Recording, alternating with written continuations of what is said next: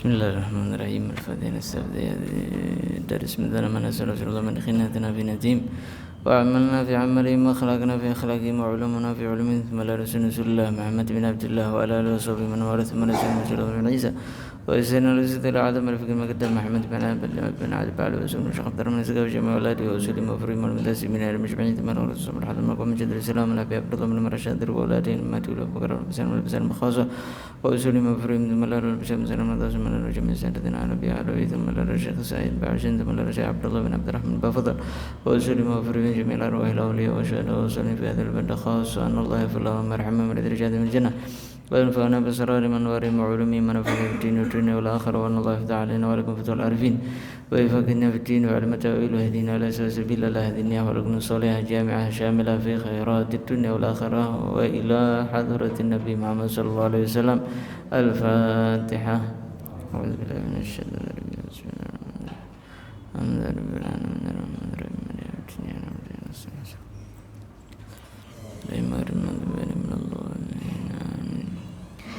Bismillahirrahmanirrahim. Assalamualaikum warahmatullahi wabarakatuh. Alhamdulillah rabbil alamin wa bihi nasta'in wa ala amri dunya waddin wa salatu wassalamu ala sayyidil mursalin sayyidina Rasulullah Muhammad ibn Abdullah wa ala alihi wa sahbihi man wala. Subhanaka la ilma lana illa ma 'allamtana innaka antal alimul hakim. Rabbi shrah li sadri wa yassir amri wahlul 'uqdatam min lisani yafqahu qawli saddid bi lisani wahdi bi qalbi bi haqqi sayyidina Muhammadin sallallahu alaihi wasallam. Amma ba'd. Alhamdulillah hadirin wal hadirat yang dimuliakan oleh Allah Subhanahu wa taala. Kita lanjutkan kembali kajian kita pada kesempatan kali ini karena saya punya kakak agak tidak enak badan. Kemarin terakhir mengenai tentang pembahasan syarat-syarat sahnya sholat Jumat. Syarat-syarat tambahan sahnya sholat Jumat ditambah. Ini jadi tambahan. Kalau kemarin mungkin kita sudah mempelajari syarat-syarat sahnya sholat, maka di dalam sholat Jumat itu ada tambahan-tambahan syaratnya, sehingga jika syaratnya di dalam sholat Jumat itu tidak terpenuhi, maka hukum sholat Jumatnya itu dianggap tidak sah. Salah satunya yaitu yang pertama al-awwalu, yang mungkin juga kemarin sudah dijelaskan, yaitu waktu duhur, yaitu hendaknya sholat Jumat itu diadakan atau dilakukan ketika waktu duhur, yang artinya semua yang berkaitan dengan Jumat, apa khutbah, 2 khutbah dan sholatnya itu semua wajib dilakukan setelah masuknya waktu duhur. Jadi kalau seandainya khutbahnya dimulai sebelum waktunya duhur, kemudian setelah masuknya duhur dia mau sholat Jumat, maka itu sholat Jumatnya belum bisa dikatakan sah. Kenapa? Karena 2 khutbahnya terletak sebelum masuknya waktu duhur. Sedangkan syarat sahnya itu semuanya harus terletak setelah masuknya waktu duhur. Fala tuqdha jum'atun falau dhaqal waktu ahramu bidzuhri. Lalu di sini beliau menjelaskan bagaimana kalau seandainya kita itu kehabisan waktu untuk melaksanakan ibadah sholat Jumat. Apakah sholat Jumat kita itu diganti, diqadha, atau bagaimana? Maka katanya para ulama, fala tuqdha jumu'atun, sholat Jumat itu tidak dapat diqadha. Artinya jika kita sudah ketinggalan sholat Jumat, maka yang wajib untuk kita ganti adalah dengan melaksanakan sholat duhur. Sama seperti biasanya, tetap 4 rakaat, tidak perlu ada yang namanya khutbah terlebih dahulu, seperti kita sholat duhur hari-hari biasanya. Ya. Jadi itu sholat Jumat berbeda dengan yang lainnya. Jadi kalau misalkan sudah kehabisan waktu, tiba-tiba sudah masuknya waktu asar, satu daerah belum ada yang melaksanakan yang namanya ibadah Jumatan, maka bagaimana? Ya sudah, mereka sekarang tidak bisa melakukan sholat Jumat, tapi yang mereka lakukan adalah sholat duhur. Atau sama seperti misalnya kita sudah telat di masjid ini sudah selesai, di masjid ini sudah selesai, semuanya sudah selesai, sehingga kita ketinggalan untuk melaksanakan sholat Jumat. Maka posisi kita bagaimana? Apakah kita ya sudah sholat 2 rakaat aja? Enggak, posisi kita adalah kita sholat duhur. Gampangannya lebih dekat. Misalkan jangan selesai kerja, keluar dari kantor karena mungkin telat, lari ke masjid, sampai di masjid ternyata imamnya sudah salam. Maka bagaimana posisi kita? Apakah kita sholat Jumat? Tidak sholat Jumat, tapi sekarang kita waktunya sholat duhur. Kecuali jangan bisa tetap melaksanakan sholat Jumat jika bergabung juga dengan makmum yang masbuk. Misalkan jenengan datang ke masjid telat, imam utamanya sudah salam, tapi ndelala ada yang di belakang niki soft sing paling belakang enten orang yang masbuk, dia masih kurang 1 rakaat. Maka kita ikut makmum yang masbuk ini tadi, ikut berjamaah dengan dia. Maka posisi itu kita niatnya sholat Jumat, mendapatkan kita sholat Jumat. Boleh seperti itu, boleh seperti itu. Nanti kalau misalkan ada orang yang telat lagi nepuk belakang kita kan kurang 1 rakaat, ngikut tadi 1 rakaat, kita bangun 1 rakaat, ada di belakang kita yang nepuk lagi, ketinggalan, ya juga dia dapat Jumat. Dan seterusnya, walaupun itu berjalan sampai sholat asar, selama dapat 1 rakaat terus. Jadi boleh seperti itu. Tapi kalau sudah nggak dapat sama sekali, maka tidak ada jalan kecuali ya kita hanya sholat duhur. Falau dhaqal waktu ahramu bidzuhri. Nah, setelah pembahasan yang pertama ini, di sini juga beliau ada permasalahan lagi, gambaran.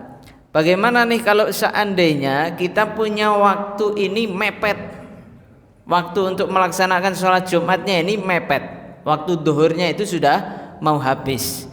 Maka apa yang kita lakukan? Bagaimana batasannya, definisinya? An yasa'a ma'a khutbataiha bi aqalli mujzi'in walau bi khabari adlin aw fasikin i'taqada sidku aw syaqqa fi baqai ahramu bidzuhri wujuban. Nah, kalau misalkan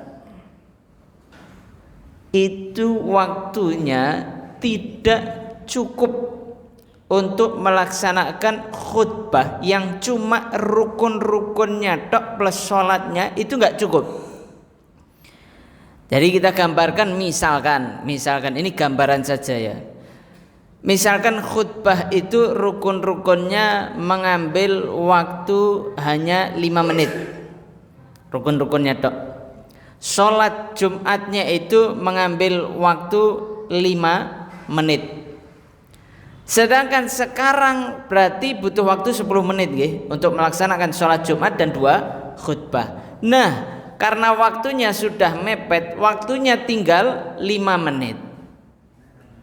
Walaupun ada bisa khutbah, cuman gak cukup buat semuanya. Untuk khutbah dan sholat ini gak cukup. Maka posisi seperti itu bagaimana? Ahramu bidzuhri. Sekarang dia sholat, niatnya sholat duhur. Dia sholat, niatnya sholat duhur.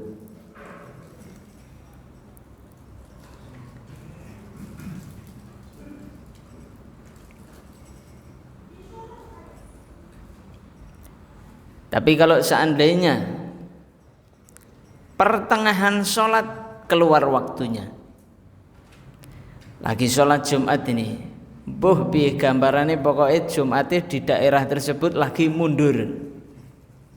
Gambarane piye yang mboten ngertos. Pokoknya daerah tersebut sholatnya sampai mundur, sholat Jumatnya sampai ndelala ketika pertengahan sholat dia keluar waktu.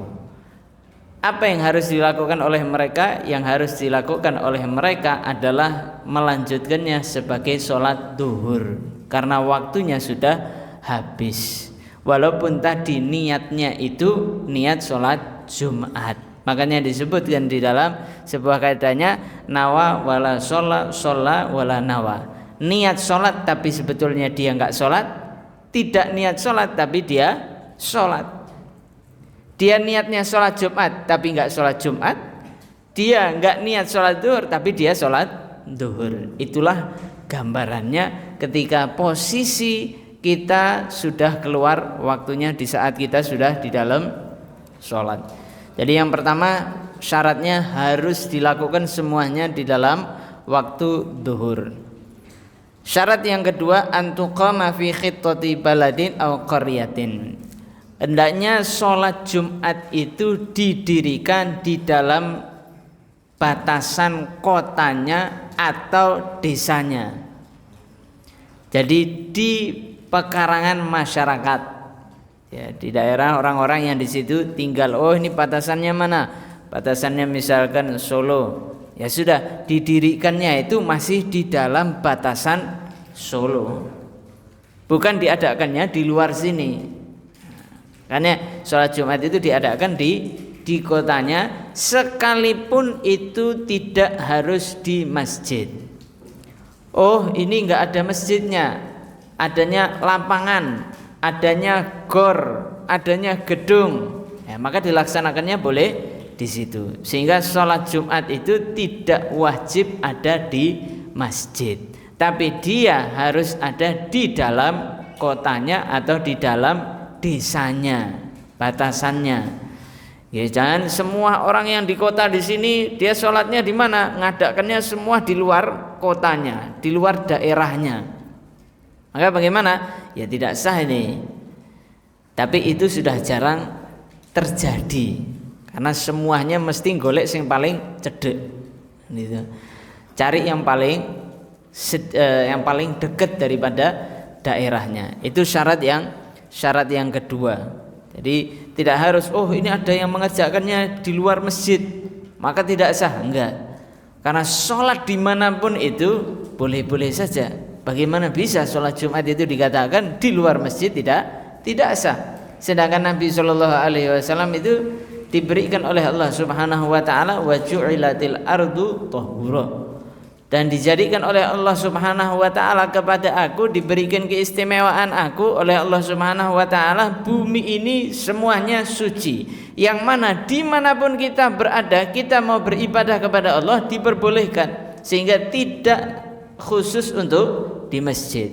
Beda hal-halnya umat terdahulu harus di tempat ibadahnya. Maka bagaimana mungkin ketika sudah ada itu maka sholat Jumat wajib hanya harus ada di masjid. Kalau enggak di masjid maka tidak sah. Jadi selama itu masih di dalam daerahnya masih diperbolehkan, sekalipun itu bukan di masjid. Gimana kalau misalkan di daerahnya itu masjidnya kecil sedangkan orangnya itu banyak, yuk kita pindah tempat di lapangan. Oh, di lapangan panas gak ada penutupnya, ya sudah kita cari gedung, bagaimana? Di gor, silahkan, boleh-boleh aja, boleh-boleh aja, selama itu masih di dalam kotanya. Asal itu yang ketiga, an la yasbiqaha wa la yuqarinaha jum'atun fi tilkal balad illa li usril ijtima'. Syarat sahnya sholat Jumat yang ketiga itu hendaknya tidak didahului atau tidak berbarengan dengan Jumat atau sholat Jumat yang lainnya di daerah tersebut, kecuali karena ada kesulitan untuk berkumpul jadi satu. Jadi begini, sholat Jumat itu yang pertama diadakan harus di satu tempat.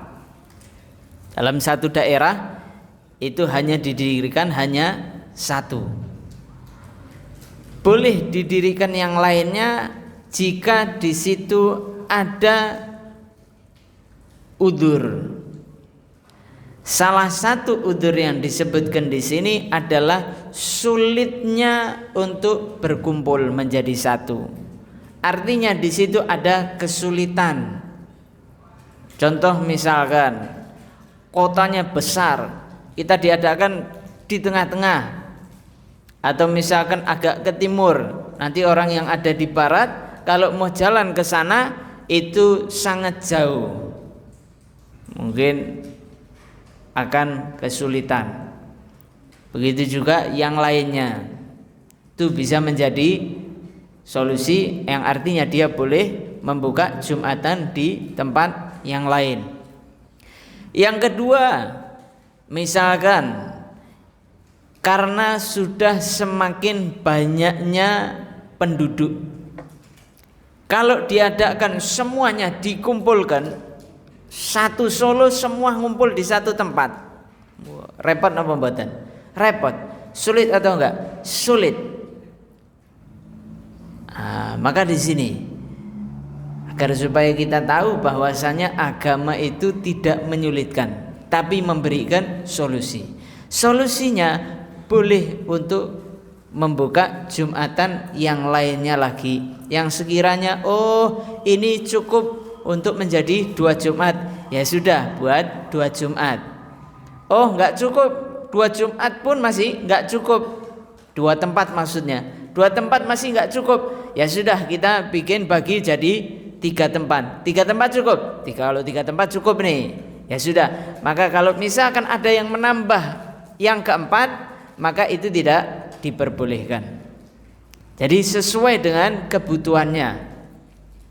Karena apa? Karena sudah enggak muat lagi tempatnya dan sulit untuk kumpul di dalam satu tempat untuk penduduk semua kota itu tadi, karena sudah terlalu banyak. Ada lagi gambaran yang kedua, misalkan di sini ada Jumatannya ada di sini. Sudah disepakat orang kotanya, sudah kita adakan Jumatan di sini, sebelah sini. Ndelalah di pertengahan itu ada peperangan misalkan. Wah, ini bahaya kalau kita ke sana, itu bisa membahayakan diri kita, enggak memungkinkan. Maka bagaimana? Maka boleh ketika itu dia membuat Jumatan di daerahnya. Jadi maka daerah sini dia nanti akan membuat Jumatan lagi. Kenapa? Karena kalau misalkan ke sana, ke masjid yang sudah ditentukan, itu bisa membahayakan dirinya. Dan Islam ketika itu menjaga yang namanya nyawa, kehormatan nyawa, sehingga itu menjadi udzur di dalam syariat yang diperbolehkan untuk membuat Jumatan yang kedua. Tapi jika seandainya di satu daerah, mungkin kalau di kota kita nggak tergambar karena sudah penduduknya itu banyak. Makanya kenapa banyak Jumatan di sini, Jumatan di sini, Jumatan, karena memang banyak penduduknya. Ini mungkin kita kegambar kalau misalkan kita ke suatu daerah di pedesaan, yang mungkin orangnya itu nggak banyak. Kalau misalkan dijadikan satu itu bisa. Maka itu dia ya satu aja. Tapi terkadang problemnya macam-macam Sing satu kula jamaah masjid niki, mboten gelem ning masjid sini. Akhirnya sini buat Jumat, sini buat Jumat. Sini satu shaf padha sini satu shaf. Akhirnya dua-duanya sedikit. Padahal kalau digabung menjadi satu itu bisa. Ini tergambar kalau misalkan jangan mungkin ke suatu desa yang memang di situ penduduknya tidak terlalu banyak laki-lakinya, itu tergambar, kita kegambar, oh iya betul ya. Tapi kalau di kota ya karena sudah banyaknya penduduk, mesti ada yang namanya beberapa Jumat, dan itu dia diperbolehkan karena sudah memang tidak dimungkinkan untuk dikumpulkan menjadi satu tempat. Tapi kalau seandainya digambarkan bahwasannya memungkinkan satu tempat diadakan, kemudian ada yang mengadakan yang lainnya, maka yang sah adalah yang pertama,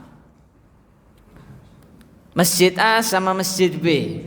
Padahal ini kalau misalkan mereka gabung bisa-bisa aja muat semuanya. Tapi ada 2 masjid. Ya, karena kubu-kubuan misalkan, karena padu, karena gengsi dan segala macam lah pokoknya alasannya apa wae. Akhirnya mereka membuat Jumatan, si Masjid A, si B membuat Jumatan, maka mana yang dianggap sah? yang dianggap sah adalah yang paling pertama.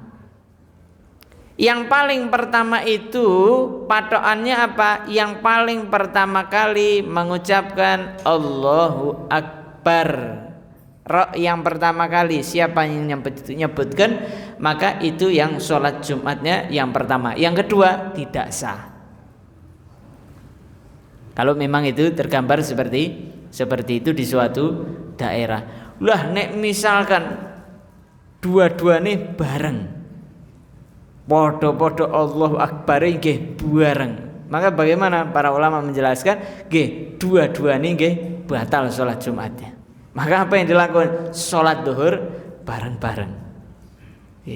Timbang ruwet dhewe, beginilah mengapa kita harus menjadi pribadi yang legowo, pribadi yang lapang, tidak perlu memaksakan. Ayo kita jadikan satu.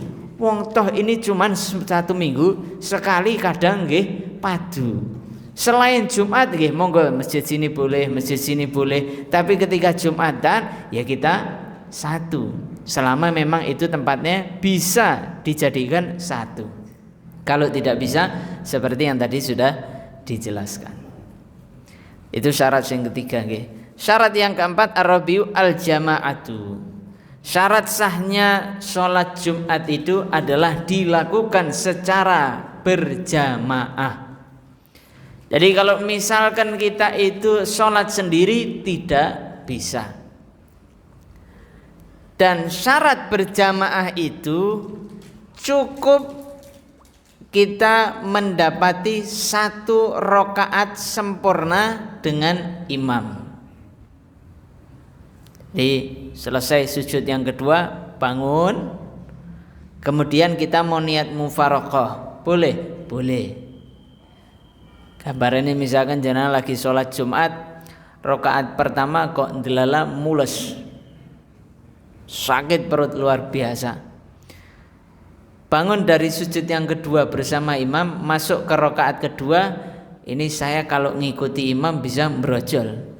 Nah, maka bagaimana? Sudah bolehkah kita niat mufaraqah di situ? Boleh kita niat mufaraqah. Kita niat berlepas diri berjamaah dengan imam, kemudian jenengan melanjutkan sendiri. Tapi kalau kurang dari 1 rakaat itu masih belum boleh. Kurang dari 1 rakaat belum boleh. Maka itu yang dimaksud daripada secara berjamaah.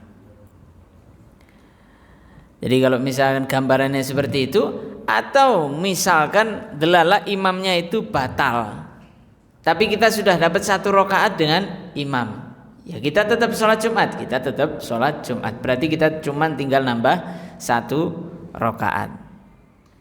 Begitu juga seperti tadi yang penjelasan sing nyambung itu. Berarti harus dilakukan secara berjamaah dan harus mendapati 1 rakaat, yaitu sampai sujud yang kedua selesai, sampai berdiri lagi yang rakaat yang kedua. Wa syartuha, di dalam berjamaah niku enten syaratnya lagi. Yang pertama dihadiri oleh 40 orang.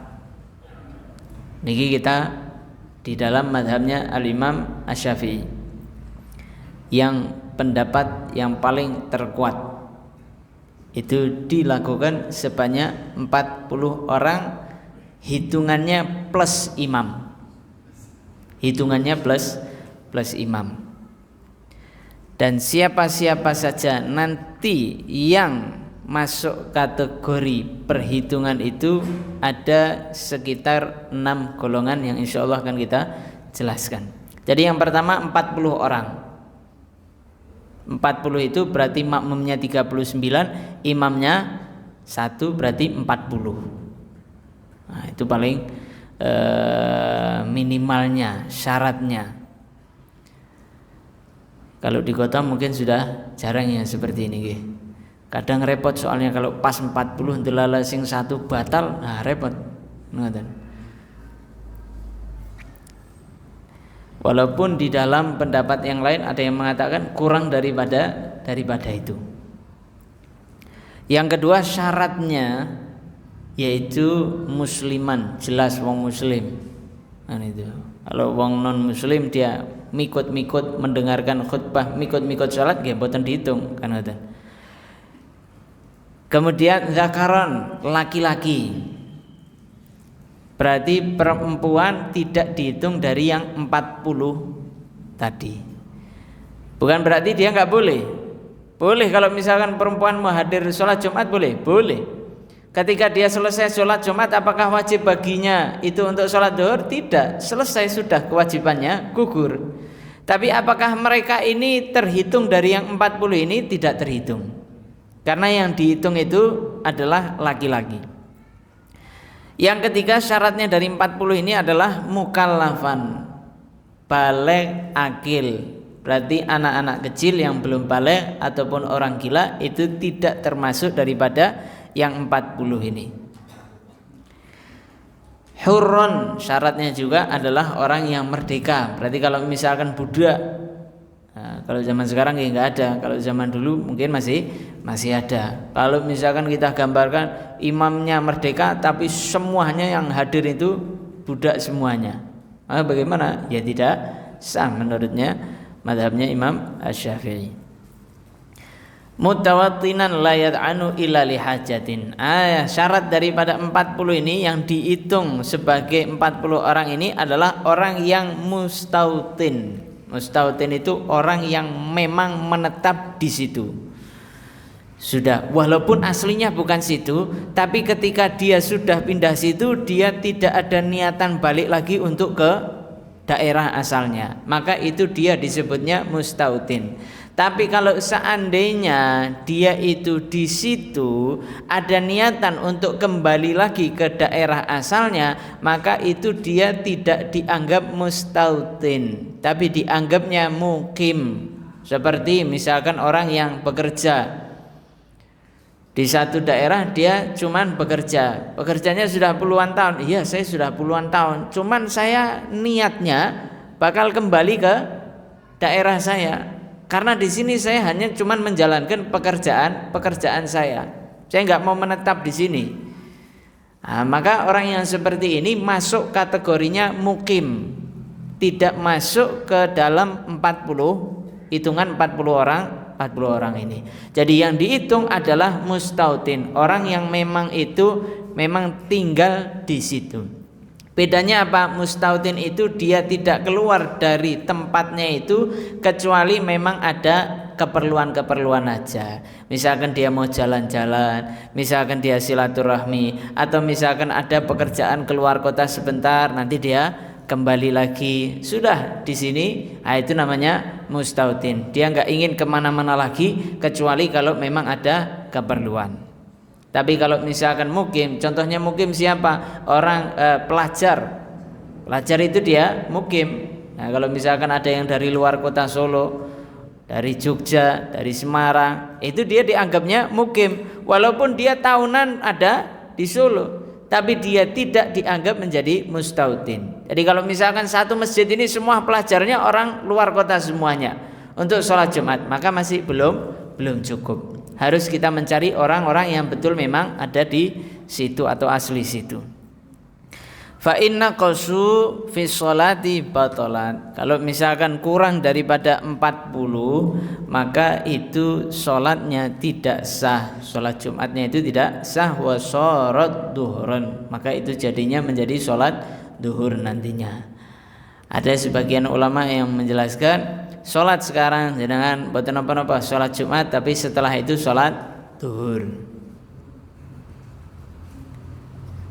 Kira-kira enten napa mboten? Sholat wae wis alhamdulillah kan ngoten. Dikon sholat 2 kali kan ngoten. Jadi maka bagaimana terkadang di daerah-daerah itu sulit untuk diberikan pemahaman, agak sedikit sulit. Kenapa? Karena sudah maunya ya wis gini.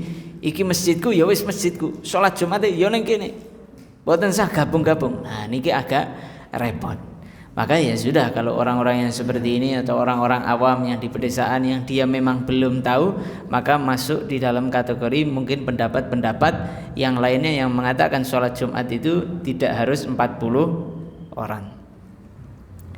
Wa yajuzu kaunu imamiha abdan aw musafiran aw sabiyan in zada 'alal arba'in. Nah, dan diperbolehkan juga imamnya itu imamnya itu budak, boleh yang menjadi imamnya, atau misalkan imamnya itu orang yang musafir, boleh juga, atau misalkan anak kecil tapi yang sudah mumayyiz, belum baligh maksudnya, tapi sudah mumayyiz, boleh juga, dengan syarat orang yang menghadirinya lebih daripada 40 orang. Orang yang mustautinnya itu lebih daripada 40 orang, maka itu diperbolehkan. Jadi tidak harus imamnya itu orang asis itu, enggak. Kalau memang itu jamaahnya banyak. Ya, jadi seperti gambaran kita sekarang ini, misalkan di masjid ini sholat Jumat, orangnya sininya banyak luar biasa, maka orang yang menjadi imam orang luar pun juga enggak ada masalah. Syarat yang kelima daripada syarat sahnya sholat Jumat itu khutbatani qabla sholah. Wajib didahului dengan 2 khutbah sebelum sholat. Jadi sebelum sholat ini wajib didahului dengan khutbah. Nah, apakah khutbah itu termasuk atau pengganti daripada 2 rakaat sebelum duhur, 2 rakaat daripada duhur? Secara pendapat yang terkuat tidak. Jadi sholat Jumat itu adalah sholat tersendiri, bukan sholat yang dipangkas dari sholat duhur. Niku menurut pendapat yang paling terkuat. Jadi khutbahnya itu ya memang termasuk daripada syarat sahnya sholat. Dan di dalam 2 khutbah ini terdapat daripada rukun-rukunnya dan syarat-syaratnya tersendiri. Jadi kalau seseorang dia itu sholat Jumat yang didirikan di tempat itu tanpa ada khutbah sama sekali, maka sholat Jumatnya itu tidak sah. Tapi apakah setiap individu wajib untuk mendengarkan khutbah ini? Tidak. Paham ya? Masjid ini dia mengadakan sholat Jumat, maka sholat Jumat yang sedang diadakan ini harus didahului dengan 2 khutbah terlebih dahulu. Tapi apakah setiap individu yang hadir ke masjid ini dia wajib mendengarkan 2 khutbah? Dalam arti yang tidak mendengar khutbah dia tidak sah sholatnya, maka tidak seperti itu. Karena yang wajib mendengarkan itu adalah 40 orang. Selebihnya mau dengar ataupun tidak, maka itu sah-sah saja. Jadi kalau misalkan kita datangnya telat, enggak dengar, jangankan dengar khutbahnya, kita datang kadang sudah takbir Allahu Akbar. Apakah kita sah masuk sholatnya tanpa mendengar 2 khutbah? Sah-sah saja. Yang terpenting khutbah, yang terpenting Jumat yang di situ sholatnya sudah didahului dengan 2 khutbah. Nah itu syarat yang kelima. Adapun rukun-rukunnya khutbah itu ada 5. Jadi ini bagi siapa yang kita mau menjadi khatib khutbah, kita harus memahami hal ini, karena ini akan menjadikan sholat Jumat kita sah atau tidak. Yang artinya sholat Jumat kita itu tidak akan sah sebelum khutbah yang sampaikan itu sah dari segi-segi rukunnya dan syarat-syaratnya. Rukunnya ada yang 5. Rukunnya ada 5. Yang pertama, 3 diantaranya wajib disebutkan di 2 khutbah. Di khutbah yang pertama dan khutbah yang kedua. 3 diantaranya. 2 diantaranya, yang satu ini boleh di yang pertama, boleh yang kedua. Kalau yang satu ini diucapkannya di khutbah yang kedua. Kita bahas satu-satu. Yang pertama adalah hamdulillah, mengucapkan alhamdulillah. Itu wajib ada di khutbah yang pertama ataupun khutbah yang kedua. Dua-duanya harus ada. Kemudian rukun yang dua adalah salawat kepada Nabi Shallallahu Alaihi Wasallam. Ini juga harus ada di khutbah yang pertama dan khutbah yang kedua. Kemudian yang ketiga adalah wasiat bittaqwa. Wasiat takwa itu harus ada di khutbah yang pertama dan ada di khutbah yang kedua. Dan isi daripada wasiat takwa itu harus yang menjelaskan mengenai tentang permasalahan akhirat. Kalau dia hanya menjelaskan permasalahan dunia saja, murni dunia, maka itu masih belum cukup wasiat takwanya. Jadi wasiat takwanya itu harus yang berhubungan dengan permasalahan akhirat. Itu yang ketiga. Tiga hal ini, tiga rukun ini wajib ada di khutbah yang pertama dan khutbah yang kedua. Adapun rukun yang keempat yaitu membaca sebagian ayat yang dapat difahami. Ini boleh di khutbah yang pertama atau khutbah yang kedua. Harus satu surat? Tidak harus satu surat. Satu ayat itu boleh, asalkan ayatnya itu bisa ada maknanya. Jadi bukan sepenggal saja, tapi satu ayat penuh. Misalkan ya ayyuhalladzina amanu taqullaha haqqa tuqatih wa la tamutunna illa wa antum muslimun. Ya, atau misalkan innallaha wa malaikatahu yusholluna 'alan nabi sampai akhir ayat. Ya, yang penting di situ dia ada ayat yang difahami. Tapi kalau cuma sepenggal ayat aja itu masih belum cukup. Yang kelima yaitu doa untuk mukminin wal mukminat. Ini letaknya di khutbah yang kedua. Syaratnya itu harus mendoakan orang mukmin dan mukminat, terkhusus yang hadir ketika sholat Jumat. Kalau misalkan dia itu hanya mengkhususkan orang yang gaib, bukan yang di situ. Jadi misalkan dia mendoakan orang-orang mukmin yang di luar sana, sing hadir ning masjid tidak didoakan, kan repot niki. Ngarepe motone mboten didungani, malah ndungone sing ado. Maka ini doanya itu belum terpenuhi. Jadi harus dia doanya mukminin wal mukminat yang di khususnya yang hadir ketika sholat Jumat. Apakah harus mengucapkan wal mukminat? Sebetulnya tidak, karena kalimat mukminin itu sudah mencakup laki dan perempuan. Jadi itu 5 rukun wajib kita ketahui bagi siapapun yang ingin berkhutbah di khutbah Jumat.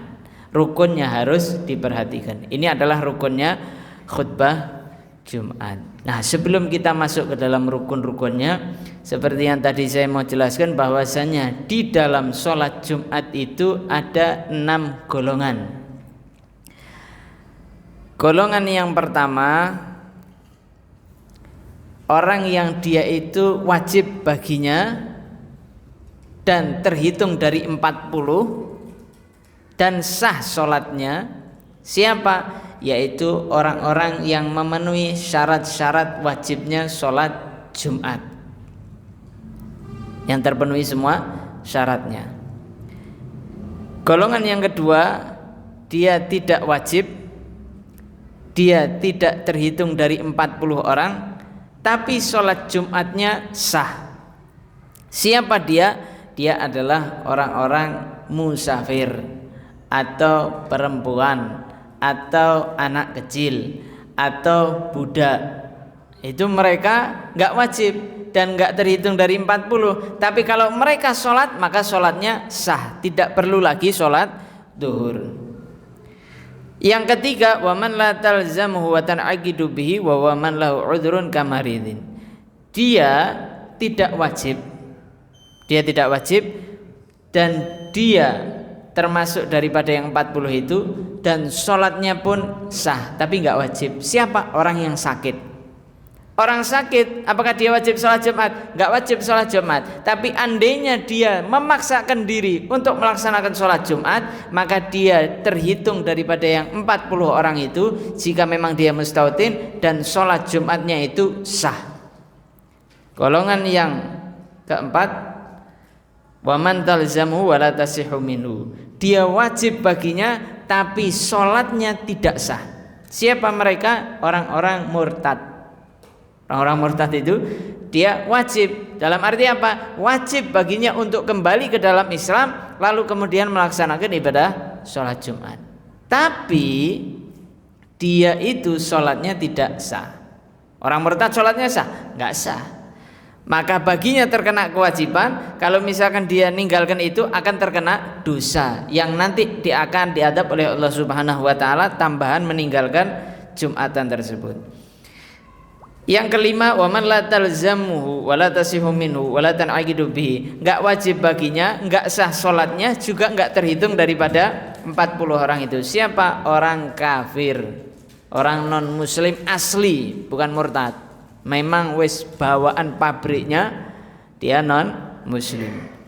Yang keenam, wa man talzamu wa tasihhu minhu wa la tan'aqidu minhu. Dia wajib untuk salat Jumat, sah sholat Jumatnya tapi tidak terhitung dari yang 40 orang ini. Siapa? Ya orang mukim. Orang mukim. Kan tadi sudah jelaskan antara mustautin sama mukim.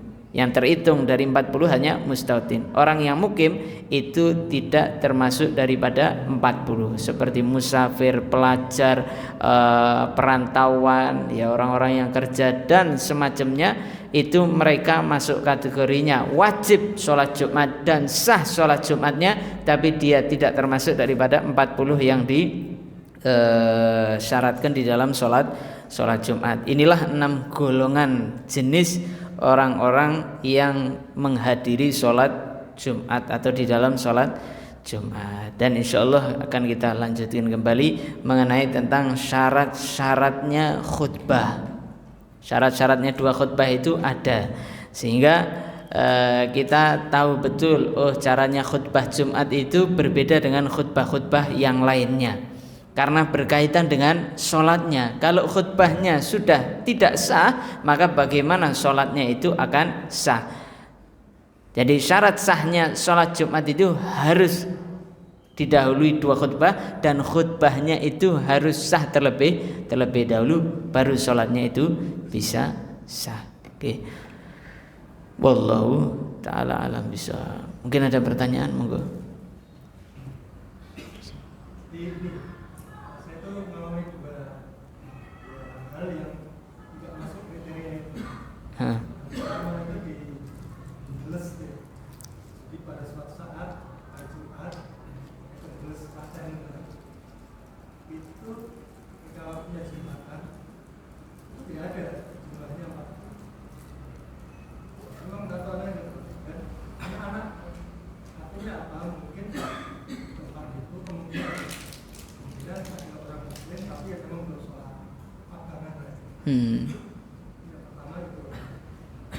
Dan yang kedua, kalau kedua tahun lalu ya, karena saya kan kerja di Jakarta, di Pluit itu satu wilayah kira-kira kalau bagiannya di seluruh itu sekitar 2 kelurahan, wilayahnya 2 kelurahan, yang ketika kita Jumatan itu yang hadir adalah mukim semua, nggak ada yang orang-orang situ, nggak ada.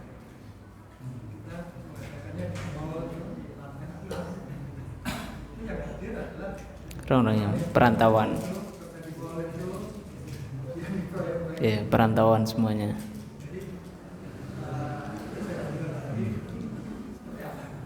Kalau yang pertama ketika jenengan di Klaten itu ke satu daerah, ketika di masjid, yang pertama jenengan cari terlebih dahulu mungkin ada masjid yang lainnya yang memang di situ diadakan Jumat. Jika memang tidak ada gambaran dari dua contoh yang jenengan situ, baik yang di Klaten ataupun di Jakarta, kalau memang mau menjalankan Jumatnya, maka di situ boleh jenengan sholat Jumat kemudian nanti diganti duhur. Tapi kalau seandainya itu tidak ada sholat Jumat, maka jenengan hanya sholat duhur. Saya pun juga pernah tinggal di satu daerah yang di situ orangnya bisa dihitung jari. Ketika saya belajar di Yaman, itu satu kota, itu orangnya bisa dihitung jari. Orang sing asli situnya. Sehingga selama 3 tahun saya di sana itu tidak sholat Jumat. Karena tidak memenuhi kriteria. Jadi apa yang dilakukan? Ya kita sholat duhur. Tapi kalau jenengan kepingin, kalau kangen sholat Jumat, nggih monggo jenengan sholat Jumat, tapi setelah itu sholat duhur. Sholat Jumatnya mengikuti pendapat yang mengatakan tidak harus sampai 40 orang. Jadi misalkan yang di Klaten, yang di Klaten itu misalkan orang dewasanya hanya 20, misalkan 30. Menurut pendapat yang mengatakan itu tidak harus 40, maka sah-sah saja Jumatnya jenengan, tidak perlu mengulang. Tapi ketika jenengan mau mengikuti pendapat yang terkuat, maka adalah jenengan sholat duhur lagi. Mungkin begitu kondisinya.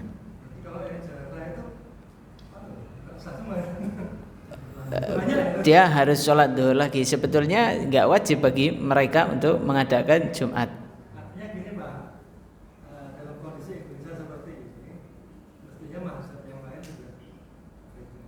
Ada.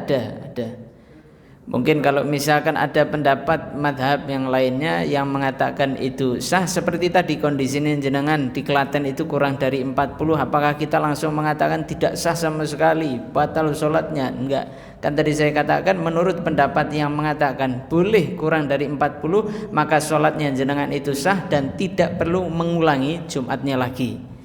Tapi kalau jenengan atine mantepnya kepingin mengikuti pendapat yang terkuat, kembali ke dalam individu masing-masing, maka itu jenengan sholat Jumat plus mengulangi duhur lagi. Begitu juga itu kembali ke yang Jakarta.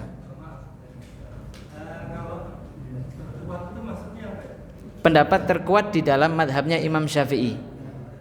Oke, kalau di madhab yang lain saya perlu pelajari lagi. Oke. Perlu kita pelajari. Karena sebagaimana yang dikatakan al-awam la madhabalahu. Orang awam itu tidak ada madhabnya. Maksudnya bagaimana? Maksudnya ketika seperti tadi, jangan ternyata ini sudah melakukan sholat Jumat, ternyata semuanya mukim semua. Apakah sholatnya tidak sah? Ya sah saja. Kalau memang ada madhab lain yang mengatakan itu sah, maka cukup baginya sah. Jadi solusinya ada di madhab lain. Saya belum teliti lagi kalau di madhab yang lain. Monggo Bapak sing belakang ini. Nggih, sami-sami. Kalau sholat qobliyah Jumat itu kalau adanya sekali itu kita harus melakukan sholat qobliyah Jumat atau tidak? Terus yang kedua, kalau mulai pesertanya Jumat itu 40, itu dimulai dari khutbah Jumat atau itu dari pas sholatnya 40? Nah, yang pertama bagaimana sholat qobliyatul Jum'ah dan bagaimana dengan permasalahan adzan. Adzan di zamannya Nabi Shallallahu Alaihi Wasallam itu satu. Jadi sejarahnya seperti ini. Di zamannya Nabi satu ketika beliau naik ke atas mimbar. Oke. Setelah itu berjalan sampai zamannya Sayyidina Abu Bakar. Jalan lagi sampai zamannya Sayyidina Umar. Sampai di masa Sayyidina Utsman, ketika itu orang-orang sudah mulai berdatangan Jumatnya molor. Maka Sayyidina Utsman beliau berijtihad, yang mana ijtihad itu diperbolehkan oleh Nabi Shallallahu Alaihi Wasallam. Dengan dalil apa? Ketika Sayyidina Mu'adz bin Jabal diutus oleh Nabi ke Yaman, ketika pulang Nabi bertanya, ya, bima hakamta alaihim. Wahai Mu'ad, bagaimana kamu ini memberikan hukum kepada mereka? Ya Rasulullah, kalau saya dapati di Al-Quran, saya hukumi dengan Al-Quran. Kalau enggak dapati, saya cari di hadis. Maksudnya di ucapannya Nabi. Kalau saya enggak dapati, maka saya berijtihad.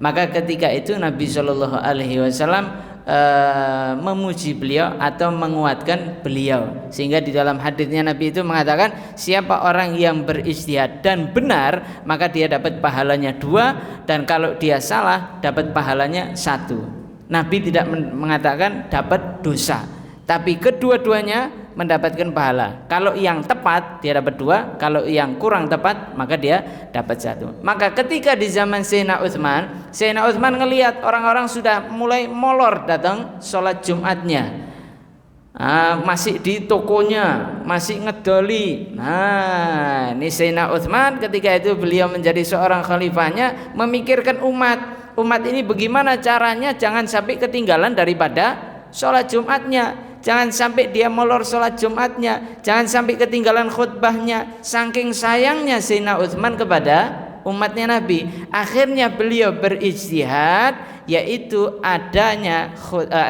adzan yang pertama, dan itu terjadi ketika pas masuknya waktu. Pas masuknya waktu duhur itu adzan, tujuannya untuk mengingatkan, ayo yang masih di pasar, ayo yang masih nonton sinetron, ayo yang masih main HP, sudah adzan, datang ke masjid. Ini sebentar lagi khatib mau datang. Jadi modelnya Sayyidina Utsman mengingatkan orang-orang itu dengan adzan. Jadilah itu ada 2 adzan dan terus berjalan sampai sekarang. Jadi kalau misalkan ada yang 1 adzan itu betul, ada yang 2 adzan itu juga betul. Maka jangan berantem hanya dengan permasalahan beda adzan. Ngaten nggih. Jangan mau sholat di tempat masjid yang adzannya sekali, nggih monggo.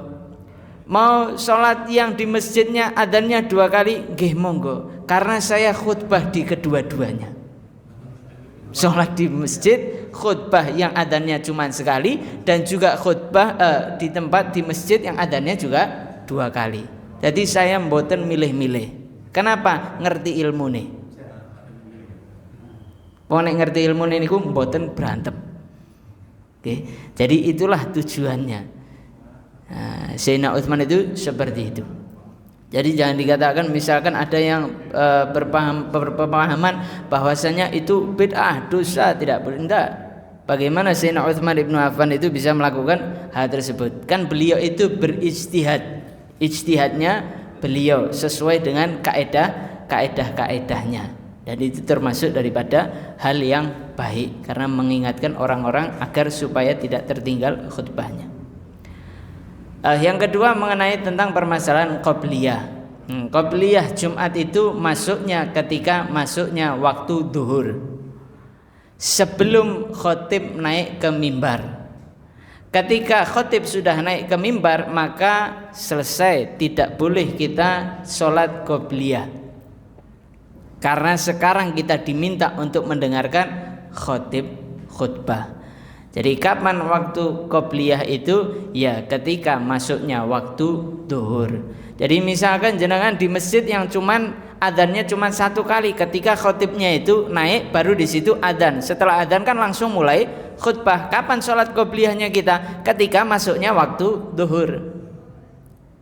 Nah, waktunya duhur misalkan jam berapa? Jam 12 kurang seperempat itu sudah waktunya masuknya duhur. Sedangkan sholat Jumatnya itu jam 12 pas, naiknya khotib itu jam 12 pas. Maka dari jam 12 kurang seperempat jenengan sudah bisa sholat qobliyah Jumat. Selain itu tidak diperbolehkan, kecuali tahiyatul masjid. Kalau imam sudah naik di mimbar, maka kita tidak diperbolehkan sholat kecuali hanya sholat tahiyatul masjid, dan itu dipersingkat. Oke, moga satu lagi terakhir.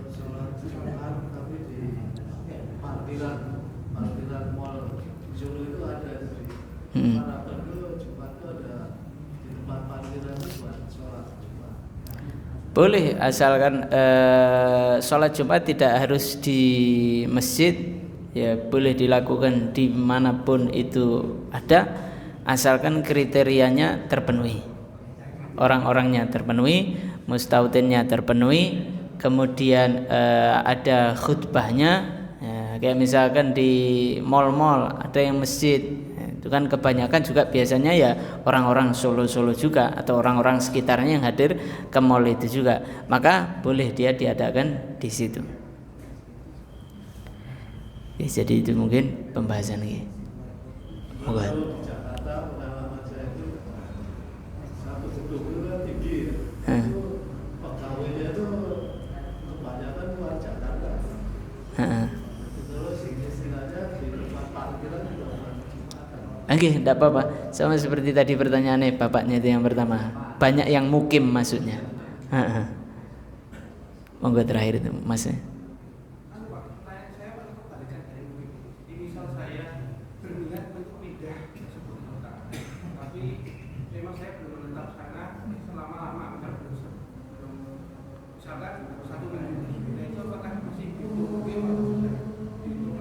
Dihitung mukim. Jadi walaupun jenengan saya mau pindah ke tempat ini, tapi tidak ada niatan untuk menetap yang betul-betul menetap. Oh, ada niatan untuk menetap, artinya sudah nggak akan pindah ke kota jenengan sing asli.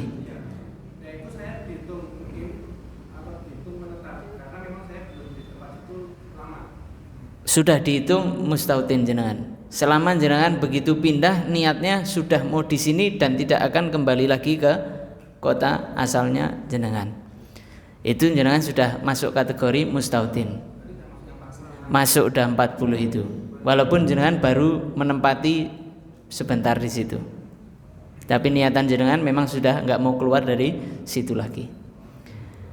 Kalau kebalikannya, walaupun jenengan sudah puluhan tahun di situ, tapi sebetulnya masih ada niatan untuk kembali ke asal, itu jenengan mukim. Okay. Wallahu ta'ala alam bissawab. Al-Fatihah berkabul utamul usul wa ila hadratir Rasul Muhammad sallallahu alaihi wasallam. Al-Fatihah. A'udzubillahi minasyaitonir rajim. Bismillahirrahmanirrahim. Ar-Rahmanir-Rahim. Subhanallah bihamdika asyhadu an la ilaha illa anta astaghfiruka wa atubu ilaik. Sallallahu alaihi wasallam Muhammadin wa alihi wasallam. Alhamdulillahirabbil alamin. Wassalamualaikum warahmatullahi wabarakatuh.